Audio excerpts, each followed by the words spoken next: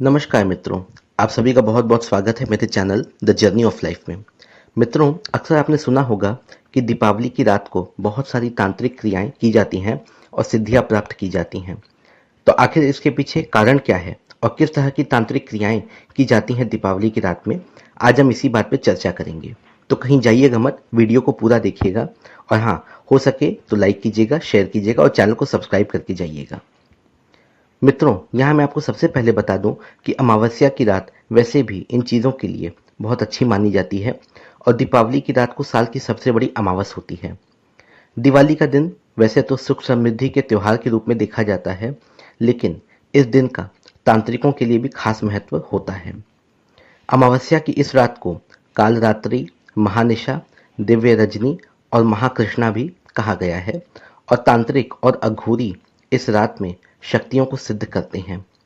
तंत्र शास्त्र में भी इसका जिक्र मिलता है कि कुछ खास दिनों में की गई तांत्रिक साधना विशेष फल देती है।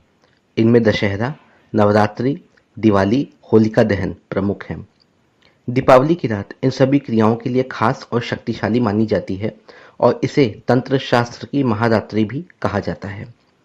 मित्रों, दीपावली की रात में जब सूर्य अस्त हो चुका होता है और चंद्रमा भी अमावस्या के कारण निस्तेज हो जाए, उसी वक्त तंत्र विद्या के जानकार शक्ति अर्जन का काम शुरू करते हैं। दिवाली पर तांत्रिक अनुष्ठान की कई बातें ऐसी हैं जिसके बारे में आम लोगों को नहीं के बराबर जानकारी होती है। साल 1885 में छपी बज़्म आखिर में मुंशी फैजुद्दीन दहलवी ने मुगलों के काल में भी दिवाली के दिन तंत्र साधना का जिक्र किया है। इससे बचने के लिए दिवाली के दिन किसी भी कर्मचारी को महल परिसर से बाहर जाने की इजाज़त नहीं होती थी। महल में कोई भी सब्जी इस रोज़ नहीं मंगाई जाती थी। अगर कोई बैगन, कद्दू, चुकंदर या गाजर खाना भी चाहे तो पहले उसे छीलकर तभी इस्तेमाल किया जाता था, क्योंकि उस समय ऐसी मान्यता थी कि इन फल सब्जियों के जरिए महल के हरम की औरतों पर बाहरी व्यक्ति काला जादू कर सकता है। तो अब आप अंदाजा लगा सकते हैं कि उन दिनों में भी लोगों में कितना डर होता था दीपावली की रात को लेकर के। वुडू ब्लैक मैजिक भी दिवाली पर किए जाने वाले तांत्रिक अनुष्ठानों में से एक है। इससे काली शक्तियों को बस में किया जाता है ताकि अपने दुश्मनों का अनिष्ट किया जा सके और उन्हें नुकसान पहुंचाया जा सके।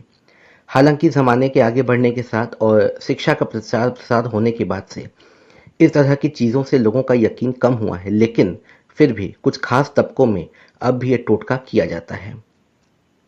दीपावली की रात को महारात्रि भी कहा जाता है और तंत्र शास्त्र की महारात्रि पर और भी कई शक्तियां सिद्ध करने की कोशिश की जाती है। इनमें माँ बगलामुखी साधना, उच्चाटन और स्तंभन जैसी सिद्धियां प्रमुख हैं। इनके तहत कोर्ट केस जीतने, शत्रु पर विजय, किसी को अपने बस में करने जैसे कई काम होते हैं। तंत्र मंत्र के जानकार इनकी साधना करते हैं। ऐसी मान्यता है कि दिवाली पर देवी लक्ष्मी अपनी बहन अलक्ष्मी के साथ भूलोक की सैर पर आती हैं। देवी अलक्ष्मी कोई और नहीं बल्कि माँ धूमावती ही हैं, जो कि 10 महाविद्याओं में से एक हैं और सभी तांत्रिक इनकी पूजा भी करते हैं।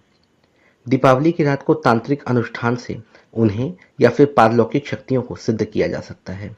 हालांकि इसमें तांत्रिक साधना और काला जादू दो अलग अलग श्रेणी की चीजें हैं, दो अलग अलग स्तर पर की जाती हैं।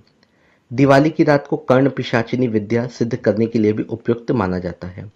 मान्यताओं के अनुसार ये वो शक्ति है जो साधक के कान में आकर किसी भी व्यक्ति का अतीत और वर्तमान बता देती है। हालांकि कर्ण पिशाचिनी के जरिए भविष्य तो नहीं देखा जा सकता है, लेकिन फिर भी इस विद्या के जानकार लोगों को प्रभावित कर उनसे पैसे ऐंठने में भी सफल रहते हैं।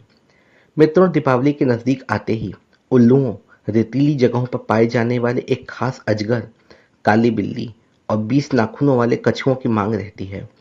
तांत्रिक अनुष्ठानों को सिद्ध करने के लिए भी इनका उपयोग होता है और कुछ तांत्रिक तो इनकी बलि भी देते हैं और ऐसा माना जाता है कि इन्हें पाने वाले व्यक्ति पर तांत्रिक शक्तियां कृपालु हो जाती हैं। इस महारात्रि पर ब्लैक मैजिक यानी काला जादू भी किया जाता है।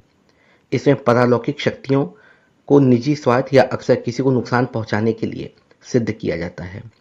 रॉबर्ट एम प्लेस की किताब मैजिक एंड एल्केमी में इसका उल्लेख मिलता है कि व्हाइट मैजिक की तोड़ पर ब्लैक मैजिक का जन्म हुआ। खराब इरादों की वजह से इसे लो मैजिक भी कहा जाता है। मित्रों, ज्यादातर जो दिवाली की जो साधनाएं होती हैं वो शमशान में की जाती हैं और रात 12 बजे से शुरुआत होती है जो सुबह 4 बजे तक चलती रहती है।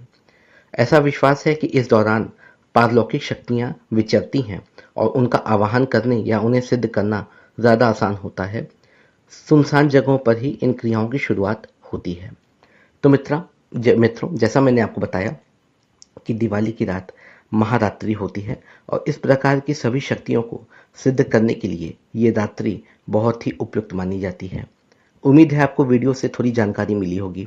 अगर जानकारी मिली हो तो लाइक कीजिएगा, शेयर कीजिएगा और हाँ, चैनल को सब्सक्राइब करके जाइएगा। धन्यवाद मित्रों।